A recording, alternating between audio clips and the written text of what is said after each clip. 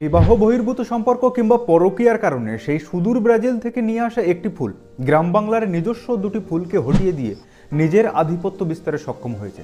ভালোবাসার মানুষের জন্য নিয়ে আসা সেই জলজ উদ্ভিদের কারণে এখনও বাংলার মানুষকে তার খেসারত গুনতে হচ্ছে। চলুন আজকের ভিডিওতে জেনে নেব সেই ভালোবাসার থোড়ি পরকীয়ার ফুলের গল্প। সালটি তখন 1769, জাহাজে করে বাংলায় আসেন তৎকালীন ভারতের গভর্নর জেনারেল ওয়ারেন হেস্টিংস। আর সেখানেই 22 বছর বয়সী 3 সন্তানের মা ব্যারনেস ম্যারিয়ানকে প্রথম দেখেই প্রেমে পড়ে যান হেস্টিংস। দুজনের এই সম্পর্ক বিবাহ বহির্ভূত হলেও গভীর প্রণয়ে তারা জড়িয়ে পড়েন। এরপর একদিন প্রেমালাপের গভীর মুহূর্তে হেস্টিংস জানতে পারেন যে অ্যামাজন রেইন ফরেস্টের হালকা বেগুনি রঙের পানা ফুল ম্যারিয়নের নাকি খুব পছন্দের। এরপর আর কি, দুরন্ত প্রেমিক ষাঁড়ের চোখে বাঁধলেন লাল রুমাল আর প্রেমিকাকে খুশি করতে সেই সুদূর ব্রাজিল থেকে হালকা বেগুনি রঙের সেই পানা ফুলকে বাংলায় নিয়ে আসলেন। বাংলার বুকে কচুরি